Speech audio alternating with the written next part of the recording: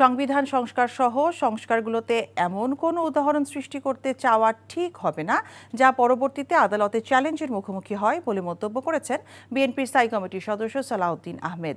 রাজধানীর সিরজাপ মিলনায়তনে নাগরিক কোয়ালিশন আয়োজিত সুষ্ঠু নির্বাচনের জন্য প্রত্যাশা ও চ্যালেঞ্জ শীর্ষক আলোচনা সভায় তিনি এমন মন্তব্য করেন। তত্ত্বাবধায়ক সরকারের বিষয়গুলো এখনও পূর্ণাঙ্গভাবে একমত হওয়া যায়নি উল্লেখ করে নির্দিষ্ট সময়ের মধ্যে সব অংশীজন ঐক্যমত্যে পৌঁছতে পারবে বলে আশা প্রকাশ করেন বিএনপির এই স্থায়ী কমিটির সদস্য।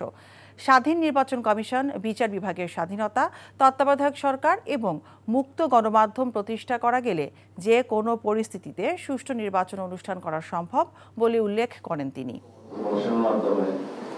যে সংশোধনের প্রস্তাবগুলো গৃহীত হয়েছে সেগুলো অবশ্যই নির্বাচনের আগে বাস্তবায়ন হওয়া দরকার।